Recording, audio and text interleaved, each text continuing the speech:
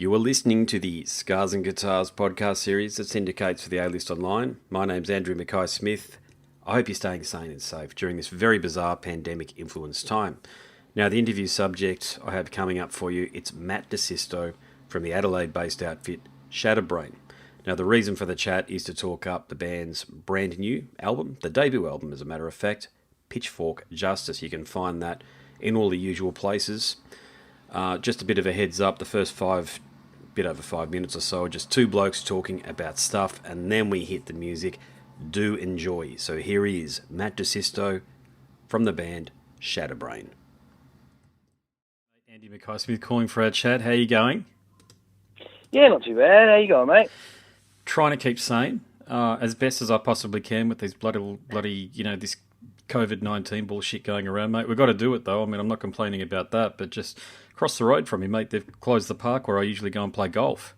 So that's my outlet done, and also you can't take kids to the play equipment. I've got daughters aged 5 and 6, and that's their bread and butter at this particular point in time. But they can't do any of that stuff. So unfortunately, we've had to up the screen time, or we've allowed the screen time to be upped a little bit just for the balance of sanity. That's been my lot. Yeah, well, you have to, don't you? Because they'll be running amok, stuck in the house like that, and be driving you nuts, I can imagine. I don't blame him, but that's exactly what happens. Yeah, and I'm sure every parent out there across the world, not just in Australia, is feeling the same way, and it's really a challenge to sort of... I've ended up buying them some scooters, electric scooters and stuff, and just to try to get them outside a little bit more, but it's just a very weird time. You're walking past somebody who live in, northern Gold Coast, really, must be surrounded by cane fields, but it's still suburbia. And people walk toward you and they've got a dog or what have you, and they're literally going on the road to walk around you. The social distancing thing is definitely in force. So it's a very bizarre time, mate, and I assume in Adelaide it's very similar. Yeah, 100%. I think we've not quite as bad as numbers-wise as what some of the other states are, but yeah, definitely people are doing very similar things, and I'm still in work, and I'm a Sparky. I'm going in people's houses and stuff. And very touchy and about keeping the distance, and it's understandable. And we have to wear gloves and masks and sanitizer and all this business. But it's kind of surreal. It kind of doesn't feel real, but it is very real. Look, if people continue to distance, we'll get out of it, I think, within a couple of months. But if they keep fucking around and doing what they're doing down here on the Gold Coast, all the tourists that are going to the Spit and Burleigh Beach and pretending like as if it's a bloody holiday, it isn't. And it's getting locals the shits, to be honest with you, because they've had to close the car parks. And how do you tell who's a local and who isn't? I mean, if they're driving a Queensland car with a Queensland number plate, it could be a rental vehicle. You know what I'm saying? You don't know. So they've just closed everything off. Yeah, I can imagine. I used to actually live on the Gold Coast, so I know what the tourist stuff is like there, and it would be a problem, actually, now that you mentioned it. I hadn't thought about it, but yeah. Oh, it's ridiculous. All the Brisbaneites come down, and then people come up from northern New South Wales and stuff. I get it. I'm not complaining about people being here because it's a tourist town. I get that, but not now it isn't. It shouldn't be now. And our mayor, Tom Tate, like him or loathe him, as a lot of people tend to form an opinion in the latter camp. He's had to be very stern to people because, I think there's an element out there, and I've got to say this, particularly with some tourists, that they don't give a shit, because if they get it and pass it on to somebody here, it's not their family member that gets it. And that's just wrong. And I think that's the attitude. And I've got to say, that's my impression. I don't have any hard data to back that up, but that's certainly been my impression. Otherwise, why the hell would so many of these people from overseas and interstate be pretending like as if this thing isn't happening and just going out and enjoying the sun? Oh yeah, it's stupid, and it's very selfish for people to just to have that attitude. Especially when you have elderly around that really gonna cop at the worst. And let me ask you, what's the situation with the border there? Because you got Tweed Heads just over the border, and then mate, a lot of nuts. People, I guess, would be going back and forth with work and stuff like. It's nuts, I can tell you that. What they're having to do now is put concrete barriers up that they typically use for the V8 supercars or the Indy event. Remember that? And because people are literally driving up onto people's front yards to get around the plastic ones, and the plastic ones are full of water. They're letting the water out of the plastic ones, the highway ones, because if you lived here, you know exactly what it's like. There's no real, you can't tell really when you're in New South Wales and when you're in Queensland. on the border. There was some like rock statue thing, but it was very, I can't remember. But yeah, it was like, oh, we're in New South Wales now. Okay. Yeah, down at Cooley. Yeah, I know the one you're talking about. Yeah, there's actually Kira as a suburb goes across 2 states. So that's right. Yeah. So it's quite possible for a driveway to be in one state and a house to be in another.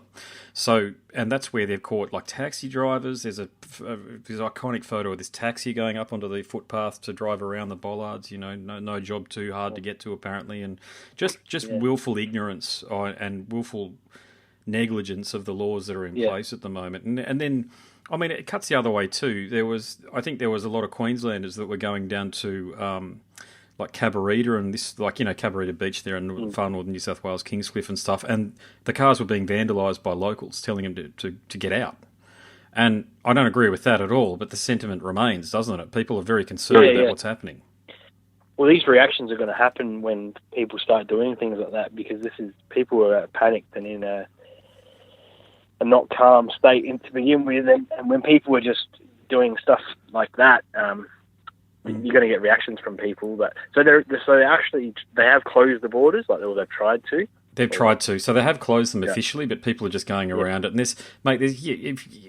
there's so many, like, what do you call them? Dirt bike tracks, this sort of thing that people are sort of savvy. And if you grew up around the area, you don't care. People just go and do what they need to do. And they've got family that live across both things. So I think if you've got that, but the issue there is that for example, if I go into New South Wales, I'm now forced to, and I wouldn't, but I'll be forced to self-isolate for 2 weeks. So... Yeah, that's a good point, because you're technically, you're coming into the state, Yeah, I could have been in contact with somebody up here, like somebody coming in off that bloody ocean liner that docked at Sydney and flew up, got onto a plane and flew up. You hear about that, the Ocean Princess, I think it was called. I can't remember the name of the boat now, but docked and they were forced to get off, excuse me, not in the dead of night, but very early in the morning, and there was no checks, and consequently, I don't know what the number is, but a great percentage of our cases, COVID-19 cases in Australia, come from that bloody boat. I can't stand cruise ships. I think they're disgusting. No, you'd never catch me on one. Just the whole thing about it is, I don't like anything about it. I guess the only possible thing I'd consider is going on one of those metal festival ones. But even then, it's like accidents happen if you're drinking non-stop, and they're still gross. People go missing on cruises. I was just talking to Nicholas Sandon from Catatonia last night, and we were talking about this exact same thing, because he's played on 60,000 or 900,000 tons of metal, or whatever the hell that thing is that leaves from Florida. Yeah. And I said, how did you do it? Like, he's like, it was very similar conversation again. It was, it's apart from playing, it's not that great. I mean, you can only drink and gamble on there, and then there's those Facebook photos that are uploaded onto their socials, or, of course, if it's on Facebook, it's on their socials, of all these drunk yobbos yelling and carrying on and stuff and getting plastered whilst they're in the middle of the ocean. Mate, I could not imagine anything fucking worse, to be honest with you, than being around good point. Mate, I would save my 15 grand or however much it costs to go on the bloody thing, because that's how much you'd end up spending if you gambled and stuff. Bad loss for sure. It's probably a younger me's time to have, rather than trying to do something like that now. But and there's no escape. Like, especially for the bands, the bands would be amongst the drunk dickheads all the time, I suppose. But yeah, I couldn't handle it, mate. I mean, look, God, I'm a drinker, so don't get me wrong. I get tipsy from time to time, but it might be the 41-year-old coming out of me, mate. But I can't stand that sort of boorish behaviour these days. Like people invading other people's space for no reason because they're just not thinking. Yeah, you know what I mean? Like, I would never go into Surfers, for example. I'm a musician, so I've played there heaps, but I don't think I can honestly tell you in the last 15 years, I don't think maybe not 15 years, maybe 10 years, definitely at least, I haven't been out there socially. I've got no need to, it's just a drunk tank, it is the gummiest place for sure. Like, I sort of finished high school there, and so started my drinking years there, and I'd go out there, and it gets really old really quick. And then people would always say, like, why'd you come back here? And I'm like, Gold Coast is a great place socially. It's a great place to visit. For that kind of life, like going out and Yeah, Well, if you're schooled there, if you're schooled here, you know all about it. Then it's as simple as that. Yeah, it's very. Sometimes I think it's hard to relate for people to relate to it unless they've had formative years here. And it's a tourist town, as I say. There's no doubt. But just, I mean, I've never had anything bad happen in surfers. I'm not talking about it from that angle. It's just a waste of money buying $9 beers, and yeah, you know, and it's not. I don't really find it fun or the thought of it fun. You know, a quieter night out somewhere with mates, having a couple of beers is a lot better sounding to me than being surrounded by bloody on Cavill Ave, you know, everyone jacked up on whatever. Yeah, agreed, mate. But look, I reckon I've got another 15 minutes or so before the next one comes on board, so we better talk about this album of yours, mate, because, you know, when you reached out, I actually thought someone from Shatter Brain had reached out initially. I don't know whether you know that band name, but, you know, Don't Call Me Dude. And I thought, wow, that's weird, because you get the most strange, well, I wouldn't say strange, but I'm really flattered by some of the people that reach out for interviews, such as... oh God, who was the last one that Don Felder from the Eagles agent or someone like that? And you're like, holy shit, okay, let's go with this. So it's not out of the realm of possibility that Scatterbrain had reached out. But then I got excited again because I did have a listen to your album, of course. So thank you for sending through the stream of that. Because the Pitchfork Justice is, of course, the name of the album. Now, at first, I started to hear a very hard-edged Sacred Reich vibe. That's what I got, being a long-time metal fan, with decent serves of Testament, and of course there's that Slayer element in there too, which I'm sure you'll tell me all about. But mate, in your own words, how would you describe what you guys have done here across Pitchfork Justice?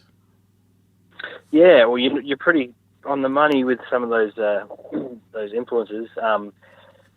Definitely a lot of hefty dose of thrash in there, and a bit of crossover vibes.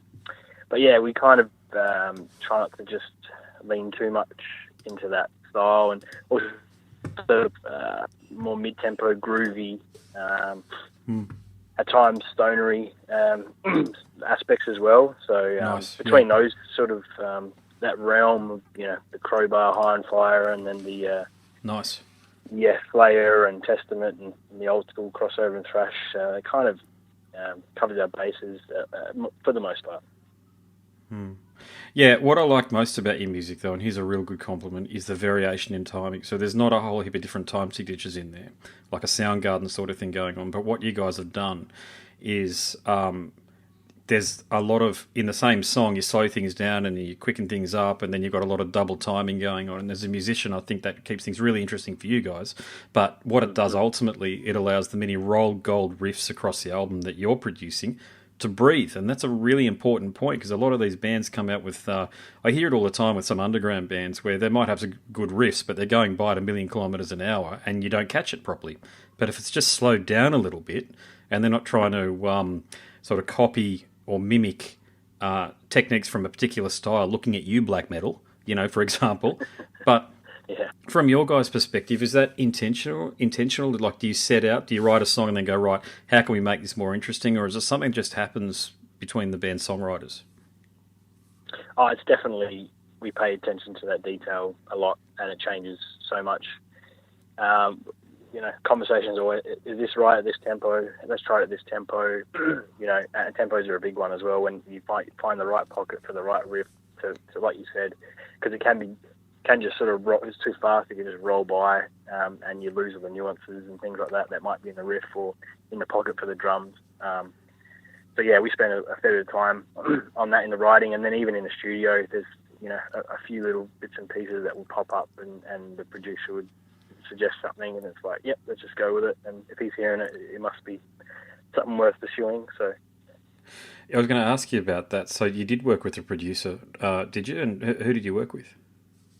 Yeah, we did. We went into this one with wanting to have sort of someone else driving the boat, so to speak. Yeah, we got into this guy, Jimmy Boulderstone, here in Adelaide at Ghost Note Studios. Mm-hmm. Yeah, he's worked with a bunch of people before, and he was, the studio and the stuff he'd done is kind of, you know, up our alley a bit with what we were wanting to do with this, a sort of raw, polished sort of sound. And yeah, we just sort of went into it, all of us, saying, you know, let's just let him take the lead and then see where it takes us. And we're pretty stoked with the end result. It's very polished, mate. Unless you guys have spent a fortune, you've got somebody who knows what's going on and how to, not all producers can work with all bands. We know that. There's too many examples through history. But he's really, it sounds like as though there was a good dialogue between you guys because, yeah, it works. Yeah, 100%. I mean, yeah, he spent the time. He spent a fair bit of time, with the drums and moving, and I think Ryan said that he set up the kit and then broke it down and set it up again 3 times just to move the snare in a certain point in the room to get a certain sound, and then it's too pedantic or what, but the end result is he really didn't have to mix it all that much. Because he was getting all the sounds he wanted at the source, from what I could see anyway. Yeah. And the end result is, I guess things naturally sort of sit in the mix roughly where they're supposed to, and then it's just fine tweaking, I think, for the mix, and then it sort of got a great result for us. So. Now, the guys, any other time, the guy's name would pop into my head straight away, but Chris Adler, there you go. You've got a great drummer, and Ryan Quarrington. He reminds me of him a little bit, and as does your guitar playing reminds me of Adler's brother in Lamb of God as well, and the other fellow whose name, of course, it escapes me. Any other time I'd remember it, but you guys don't sound like Lamb of God, but you guys work in really well as the string section with your drummer. So, I mean, Ryan is... I'm a big fan of percussion and drumming, mate, and I rate Ryan very highly from what I've heard on this album here, mate. So, where did you find him, or where did you guys meet Ryan? Oh, yeah, I'm sure his head won't fit through the door after hearing that, but no, he's... we've been good mates for a long time. We've played in different bands, in the past together, and we sort of just, formed a band a couple of years ago with the aim to... let's get a band together with like-minded individuals who want to tour harder and write more prolifically. And I think we've been pretty successful with that so far, and we're just going to try and keep doing the same sort of thing. But yeah, it's been working well, and definitely do try and lock in with the guitars and drums and rhythm section wherever we can. Does he do any of the writing? Because he sounds like one of those drummers who can play the guitar as well, just from the way he's playing the drums. It's very, it's on point, sure, but it's very musical as well, and I always find musical drummers can play a stringed instrument as well.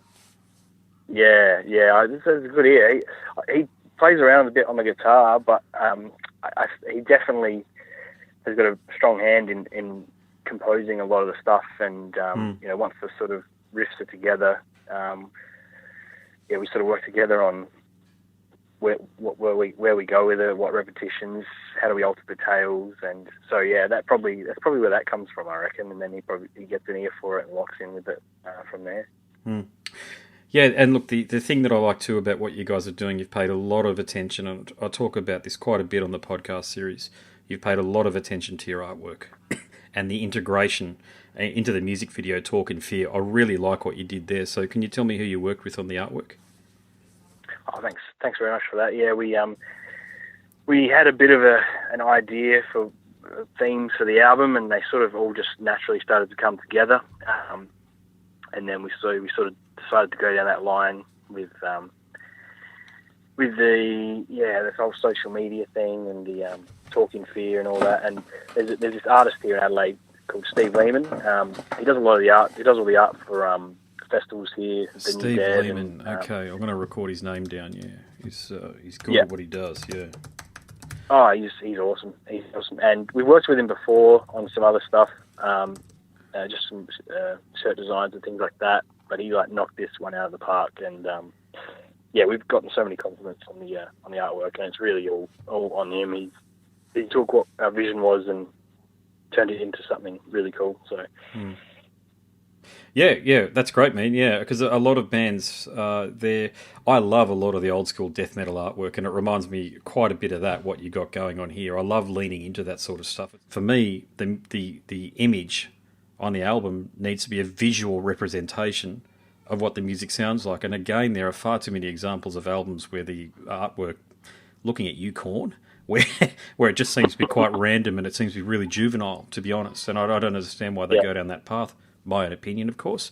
But with you guys, Yeah. it's very mature artwork and it's very serious artwork that matches the music that you've got. Yeah, well, thank you very much. Yeah, we're in the same vein. We really like the art side of it as well, and I think we just think of it as like another extension of the whole package. What we're trying to say with the album, what the messages are in it, and it's another incentive, for people to buy physical product, which is so hard these days, especially vinyl. You get the vinyl; it's a big version of it, and there's a pull out inside, and I always love getting a vinyl like that and opening it up and seeing all the detail up close on the. I did too. Yeah. What about, have you got some silk flags organised? Those synthetic flags. I've got a couple hanging in my place at the moment. Have you got some of them planned for the artwork? We don't, but that's a really good idea now that you mentioned. Do it. Please, just do a short run of like 50 or 40 or something, whatever the minimum amount you can do is, because, man, I'd probably look into getting one myself, to be honest, man. That's killer. Yeah, well, I'd definitely get one up in my place as well. So we'll have to look into that. But yeah, hopefully we can get some shows together soon to try and sell some of that stuff, because it's crazy times at the moment. Just going to give you a tip on who I think you guys should do some shows with. Don't know whether you've heard of Gloom in the Corner before, a band from Melbourne. Now, they're very different stylistically to you guys, but I think, I'd love to see that as a 1-2 punch bill. Right, okay. No, I actually haven't heard of that.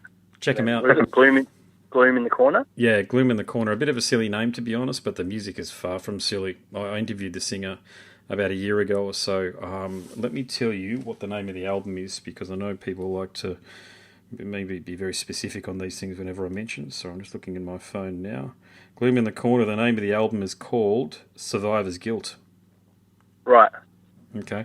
Awesome band. They're like to me, they sound like as if you said to the musicians in Deicide, play music like Korn or Limp Bizkit. I know that sounds completely nutty, but not when you hear it. Yeah. It sounds great. No, but I like the sound of that, because it sounds very different. Yeah, it's dangerous. It's like a Muir. Yeah. What a Muir are doing. Right. Yeah, I've jotted that down. I'm definitely going to check them out, because it's always great finding cool new bands, especially if they're just down the road in Melbourne. It'd be cool to tee up a show with bands like that, for sure. Hit them up. I mean, you're both serious bands. You're not screwing around. I can tell by the sounds you've got right across Pitchfork Justice. Whoever their agent or manager is, maybe they do it. Hopefully they do it themselves. Do you guys do it yourself, or do you have an agent or a manager? We just do it ourselves for the moment. Yeah, good. Yeah, keep it that way. Yeah. It's just we can handle everything we want to do at the moment. We were just planning to do a national tour and we've branched down to Asia and stuff, so we've got all that sort of, we can manage all that sort of thing. But who knows, if the right person comes along for management, then we have a look at it then. Look, you mentioned Asia there, and I did read your bio. So you have done some touring, and you've done some pretty bloody good touring, because I'm always encouraging bands to go further abroad. And what better place to do than in Asia, a place where I've spent quite a lot of my time in. And I know there's a great thirst for heavy metal in Indonesia, Malaysia, the Philippines. But you did do some shows with the Cavalera Brothers as well. So, I mean, you probably can't answer the question at the moment with what's going on with this bloody pandemic, but so you can answer the question from this perspective, I suppose, which is that given you can't play shows, I was going to ask you where you're going to play shows, but of course you can't. But what strategy have you got for promoting this album? Because I've had this conversation too often lately, but it needs to be had. It's an album that I'd really hate to fall through the cracks and for people to not hear it.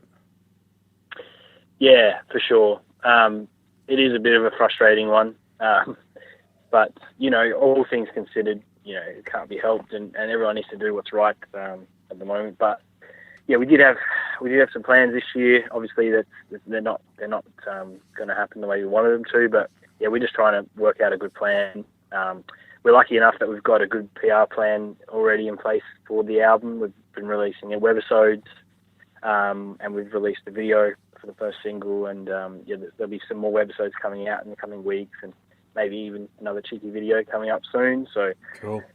We'll just keep trying to get some content out like that, and then who knows? who knows really. It's interesting to see what all kinds of bands are doing. I'm noticing heaps of live Facebook shows coming up Wicked, yeah. soon from bigger bands around the place. So it'll be interesting to see how it goes for those guys. Yeah.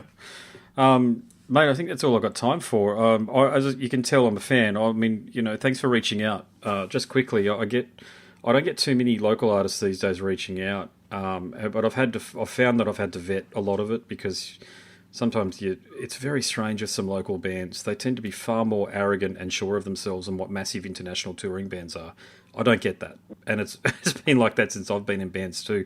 And you are definitely not like that, so don't get me wrong about that one. You gave me some compliments about some of the episodes that you'd listened to. Man, I really appreciate that, and I guess just for anybody listening that's in a local band, that's the way to do it. Have a good product, as in have a great album like what you guys have got, and just be cool, and we'll have a chat. Simple. Yeah, it's that simple, isn't it? Yeah, I think sometimes some of the younger bands just, or some people, I don't know, they I've noticed the same thing as well, but we're all just here having a good time and wanting to play some music and have a chat, and I love what you're doing with the show, and it would be cool if there was just more people doing it, I guess. You're doing a great job, and I just noticed you announced a new podcast you're doing today. I saw on Facebook. Is that right? Yeah, let me tell you about that just quickly. John Howarth, who is the Nuclear Blast guy here in Australia, here's the hint. He can also look at signing bands.